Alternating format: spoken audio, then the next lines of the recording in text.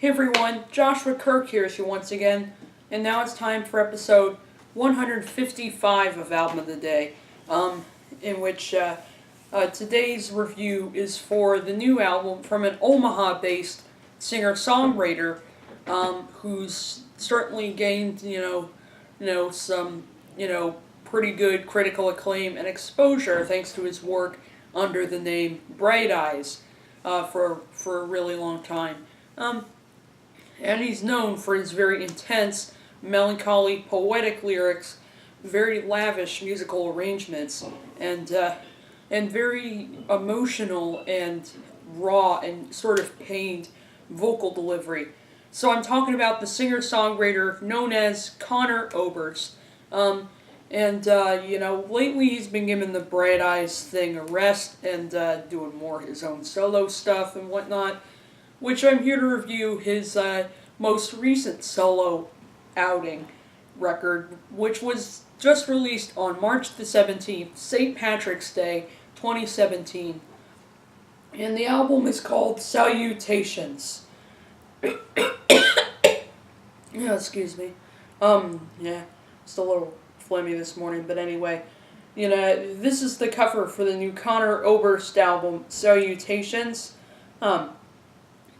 Which, that's a picture of, kind of Conor, what looks like Conor face down in a bathing suit in a swimming pool, which, actually kind of, strangely depicts one of the lyrics here, which I'll get into in a moment.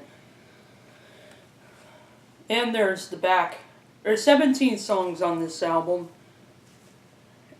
and it all clocks in at over an hour and 8 minutes. And there's, photos of Conor Oberst and, some of the musicians and, people from the studio and whatnot. I'll get into a little more detail on those later in the review. Which, there's, photos of Conor with, some of the guys in the band that accompany him on the album.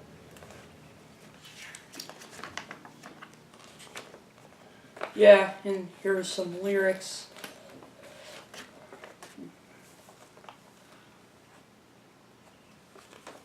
So it's like a little, fold-out poster type thing.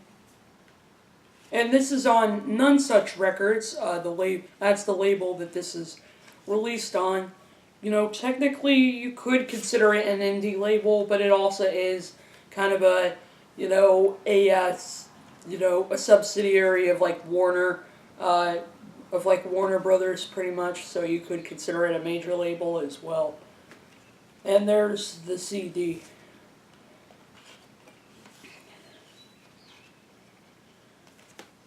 So yeah, that's the packaging for Salutations, the new album from Conor Oberst. Now, to sort of catch you up on kind of my thoughts on Conor Oberst, I do really like most people, I enjoy some of his earlier records pretty much.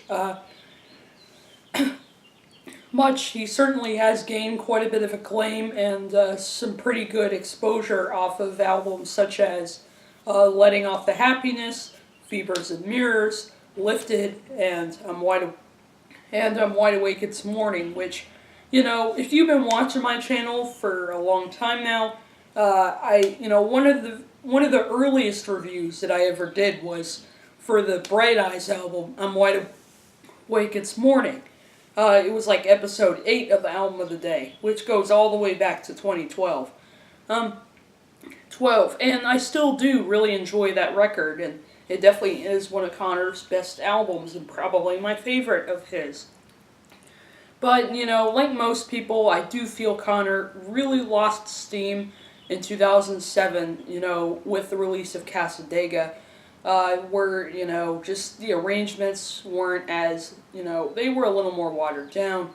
And, it just seemed like just a more toned-down version of what Conor was doing so well on older records. And I, unfortunately, do feel that way about a majority of the stuff he's been putting out since then. And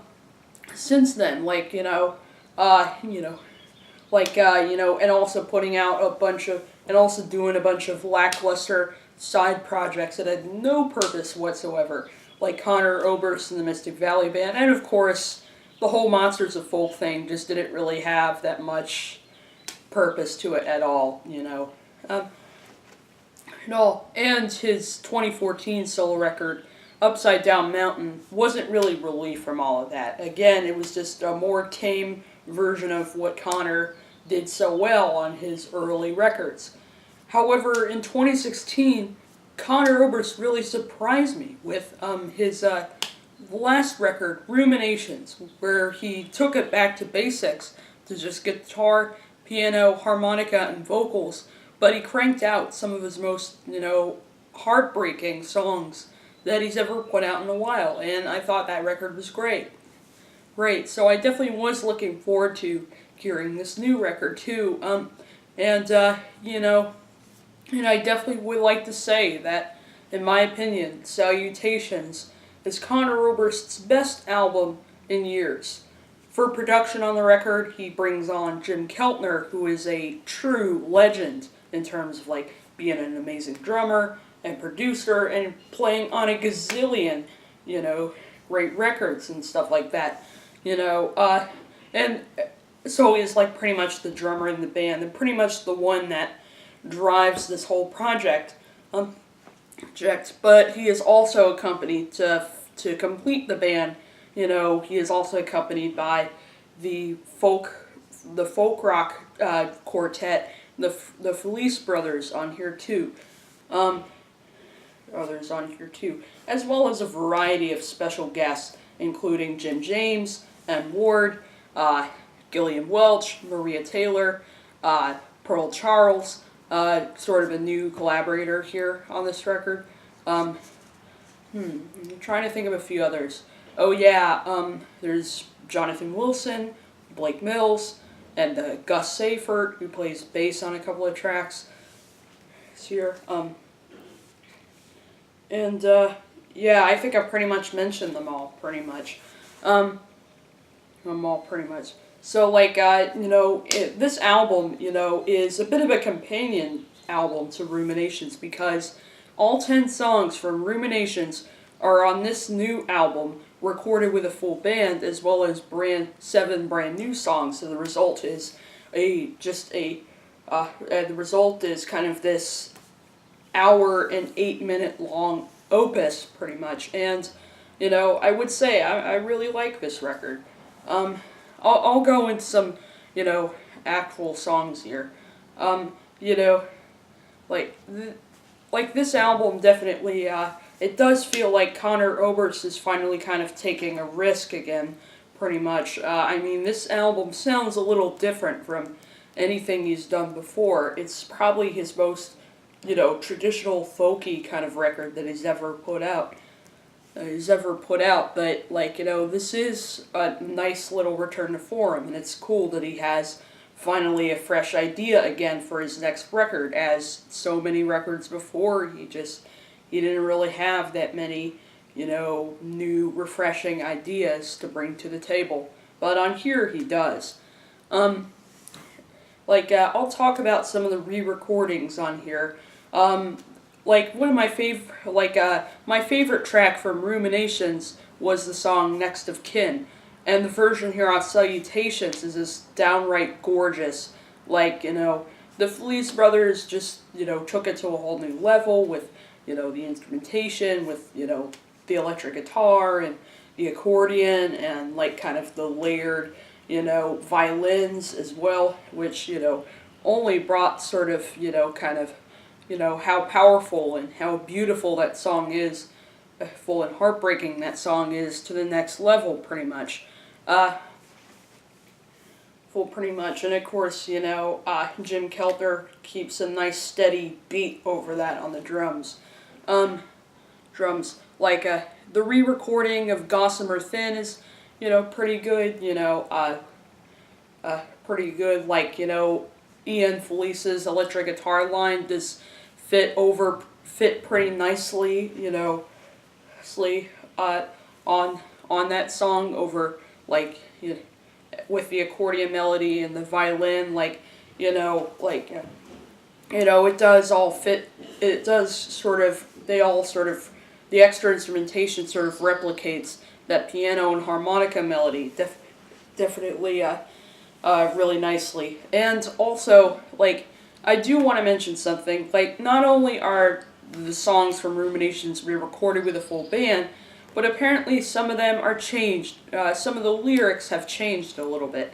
Like on Ruminations, the lyric of Gossamer Thin was the line. They sit at his feet, read poetry, and swoon with each word that he speaks. The read poetry part is replaced with sipping their tea. I guess to this is kind of like a much more optimistic sort of take on the songs, but Conor actually does a pretty good job of it, and it's kind of refreshing to see him a little happier here because that last record was pretty dark, and if he just went ahead and just went that route again, this project would seem kind of redundant, I think. And the and like some of the songs on some of the Rumination songs that are re-recorded on here, I think sound even better with a full band. Like the song Mama Borthwick, which was kind of my least favorite track on the last record, but here I definitely do think they've improved on it a little bit, and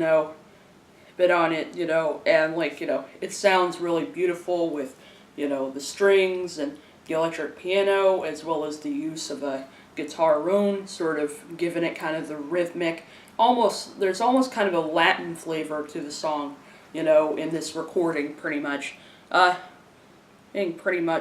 of course, it definitely did fit really well over, the fantastic lyrics, and the choruses are only elevated with Gillian Welch's very gentle and very pretty backup vocals. Till St. Dymphna kicks us out, the jazzy, boozy piano closer off of Ruminations is enhanced by accordion and really beautiful string arrangements and drums and tambourine and electric guitar and some kind of buoyant backup vocals and stuff like that, which definitely does sound really nice and seems appropriate for that song, considering kind of the jazzy piano-driven vibe of the song, and it's kind of depressing lyrics about you're tired of all this sadness, so you go to this bar, surround yourself with friends, and surround yourself with like alcoholic beverages, and just drink until Saint Dymphna kicks us out. So the song Barbary Coast later, is the song Barbary Coast later is definitely another song that's pretty much taken to the next level of beauty with, Nate Walcott provides a really nice string arrangement, over, over the kind of folky, instrumentation, and it's kind of a storytelling song, lyrically, so it makes sense that musically it's definitely got all these really cool things going on. I mean, the one point in here where the strings really pop is, in the sixth verse, pretty much, verse, and then of course, the drums and the bass don't, and guitar don't, get all crazy till the bridge, to the instrumental part with the harmonica solo, and then at the end you'll get a really nice fiddle and stuff like that. And also Maria Taylor provides some really just angelic sort of very kind of gentle harmonies over Conor's lead, which definitely does sound really nice, which is kind of another great addition to her contributions on earlier Bright Eyes records, like on the I'm Wide Awake It's Morning record, and stuff like that. The song Tachycardia, which was definitely one of the standout tracks from the last record, was also elevated with some really nice, organ playing and some playing and the kind of harmonized accordion and violin, as well as really nice backup vocals from Jim James as well, which definitely does go really well over Conor's lead vocals. Like the backup singers actually did a pretty good job with their contributions to this album. And this is another track where one of the lyrics has changed. The lyric of "It's a good sign if he can stay a while, if he'll just stay a while," is replaced by, "It's a good sign when he can't stay awake." And then of course, like I mentioned in my review for Ruminations, this song definitely does have one of my favorite lines, from Conor in years. "Life is an odd job that she doesn't have the nerve to quit." Just poeticism right there, Conor. Conor. The song Counting Sheep is definitely another one of my favorites. Here as well. Like of course, like the Felice brothers' contributions to the song are just downright golden. Like James Felice has a really beautiful piano sort of piano solo like in the bridge of the song. Maria Taylor comes in with those really beautiful harmonies again, and of course, and also I do like the electric piano and the kind of almost kind of lonely strings. Jim Keltner provides again a really nice sort of beat on the drums. I mean, while it is a pretty slow song and kind of minimal, Jim Keltner provides those drums that it kind of desperately needs. I mean, these, even those kind of songs kind of definitely have a bit of a groove to them as well, which, Jim translates really nicely to drumming. And one of the lyrics on this song is changed too, and probably the one that really stands out in my opinion, out of all of them, is in Ruminations, there was a very vivid lyric of two kids who were murdered, and in that album, the names of the kids were unintelligible, and also there was the line of "Hope it was slow, hope it was painful." But on Salutations, the children this time are given names, Louise and Billy. If you listen to the song, and the lyric following that is "Hope it was quick, hope it was peaceful," which I heard the reason for that, for Conor changing that, was because Jim Keltner, producing the record, was pretty upset by that lyric because he believes in God, and he's definitely kind of a religious, spiritual guy. So he kind of changed it for him, which I think was a smart plan because that lyric definitely was pretty unexpected and pretty spine chilling for sure. For sure. Probably the only re-recording on here that didn't really work for me was the one of "The Rain Follows the Plow," which this actually starts out pretty good at first. I love the orchestral arrangement on here is really nice, and also kind of the buoyant backup vocals.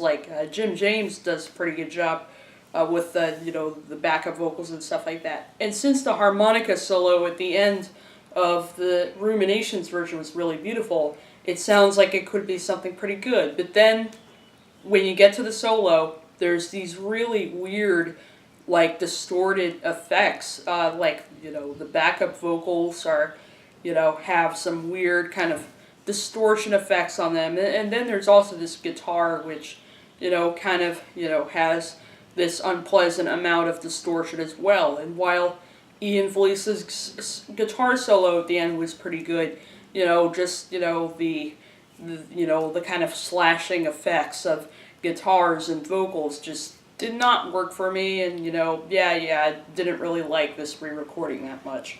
However, following that is You All Loved Him Once, which, was definitely another standout for me off Ruminations, is re-recorded here, and, it definitely is taken to the next level with, James Felice's amazing contributions on the organ and piano. Jim Keltner's drum groove is nice, and Ward provides kind of this, kind of baritone-y kind of guitar line on there, which is nice, and Gillian Welch provides her beautiful voice to the song, and I did sort of find out what the lyrics of the song are kind of about. It's kind of about how, when John Lennon was shot, there were people that were trying to shoot George Harrison as well. And sort of the song sort of talks about how you all loved him once, but now, just for whatever reason, you're just getting into kind of this unnecessary hatred for him, and, trying to shoot him like you did with John Lennon. A Little Uncanny is definitely another track where the Salutations version just sounds downright phenomenal. Like, Ian Felice is killing it on the guitar. Like James Felice is, providing some pretty cool electric piano. Greg Farley's, doing all kinds of crazy, weird sounds, with the violin, to the point where, at some points it sounds kind of like piano, at other points it sounds kind of percussive, pretty much. Really does show the Felice brothers' musical talent, and like Jim Keltner is just going nuts on the drums on the song, which kind of makes sense with this song, because it was definitely one of the catchiest songs off of the last record, and it definitely sounds just a lot of fun here. And of course, gotta say it again, gotta give it to Conor, the line of "I miss poor Robin Williams," I definitely 100% agree with that. Alright, so I've pretty much talked about the re-recordings on here. Now I'm going to talk about the new songs on here.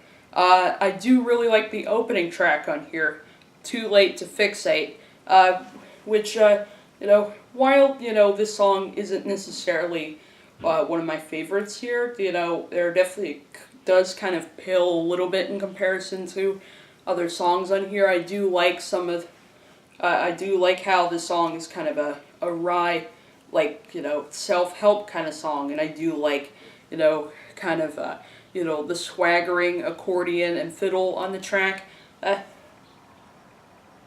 Fiddle on the track, and really nice harmonica solo as well. And also I do like some of the lines on this track of, where the hell was Doc Ellis when I gave up that hit, where was Timothy Leary when reality bit, and who's the new Dalai Lama, that shy little kid.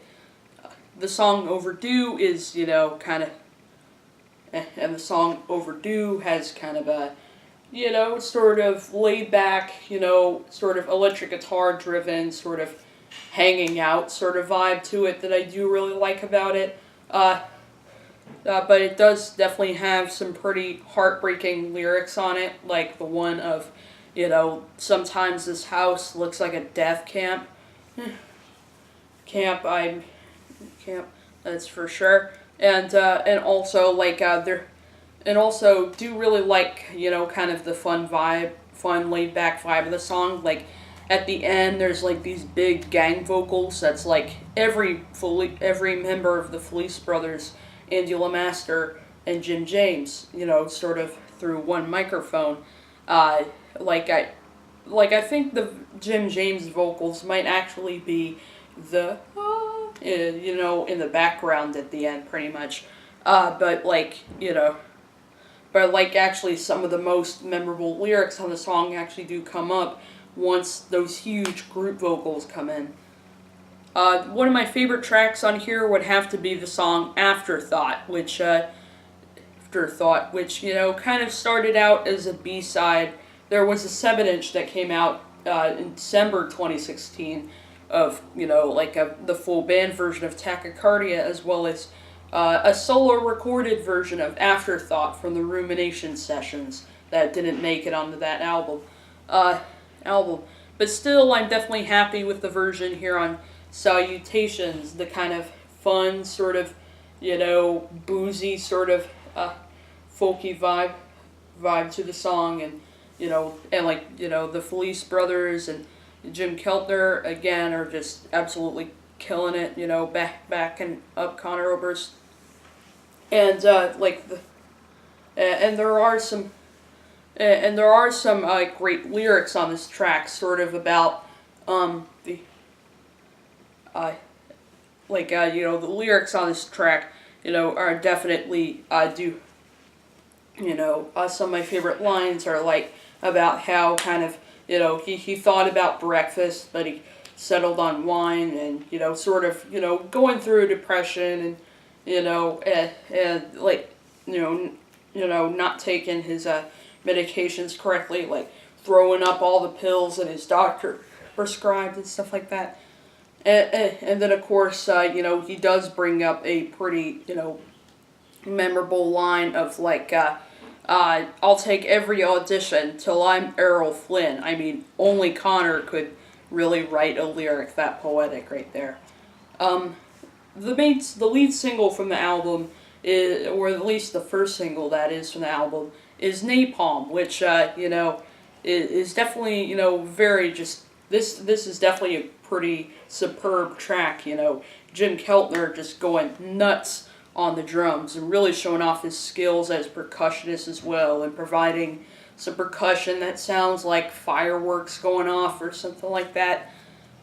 And then of course Ian's doing all kinds of crazy stuff with, the guitar, and like puts on a pretty amazing solo, and James is, like playing the organ like a beast on here, and so is Greg Farley with his fiddle.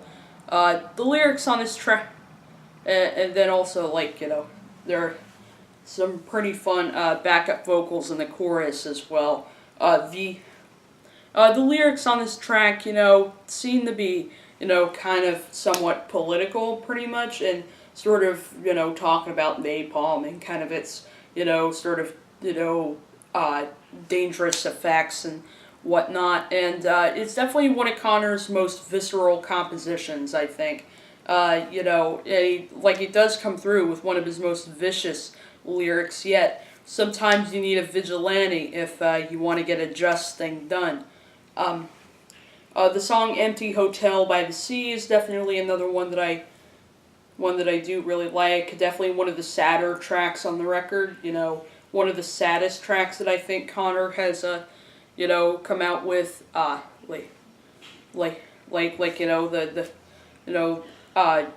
Musically it does sound really nice, and lyrically, could be a song sort of dealing with, like a depression that maybe, like, his father is having, or stuff like that, and bringing up imagery of this guy, like, in a hotel room, just, with his feet propped up, watching the TV, and refusing to eat a tray of food, and also sort of letting his car get set on fire in the middle of the street while the snow is falling softly on the beach, and then also very vivid lyric is, being a legend to those sick Neanderthals who always count out the bullet holes, and how he can't help admiring, the splatter on the walls like cherry blossoms in spring. Spring, a thing of beauty until it gets cleaned. The song. And the following track, Anytime Soon, it's probably the closest that Conor has pretty much gone to, like, like a pop song here on this record, but for an upbeat song, he definitely did pull it off with the very catchy lyrics and with the very catchy lyrics, as well as Jonathan Wilson, doing a nuts slide guitar solo, and also, killing it on the piano. And Pearl Charles is singing, is sort of, backing up Conor Oberst vocally, and, she definitely nailed it as well, sort of, adding in kind of a female perspective to the whole, story of the song. With lyrics like, won't pitch in the majors or walk on the moon anytime soon. And then this album closes out with the title track, Salutations, which is definitely one of the best songs that I think Conor Oberst may have written, pretty much, in a while. Sort of reflecting on kind of the troubles with relationships and stuff like that, and also sort of, and I like how he does sort of reflect on the world in the state of the world today, in a pretty smart way, with a lyric like my TV's just reality and I can't watch no more. And of course he does sort of reflect on sort of, kind of the dark, tortured childhood that he's had, like that time where he almost drowned, but ended up, but obviously the significant other being talked about in the song obviously saves him, and gave him mouth to mouth beside her neighbor's pool, which, actually vividly kind of, I think, actually describes the cover art, with Conor Oberst kind of face down in that swimming pool, looking like he's drowned or something, and then the two people in the back doing CPR on him, and and that must be Jim Keltner portraying, the guy on the phone calling him, saying, "Hey, we got a guy that's drowned." Pretty clever, Conor. Anyway.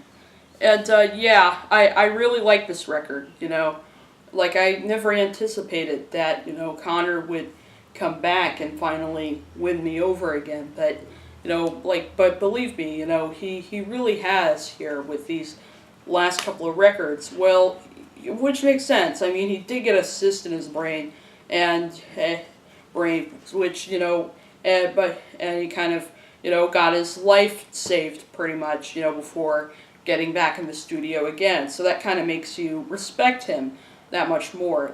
That kind of makes me respect him that much more, and makes this project, these two albums that he's come out with, so intriguing and fresh. So yeah, I'm going with an 8 out of 10 for Salutations, the new album from Conor Oberst.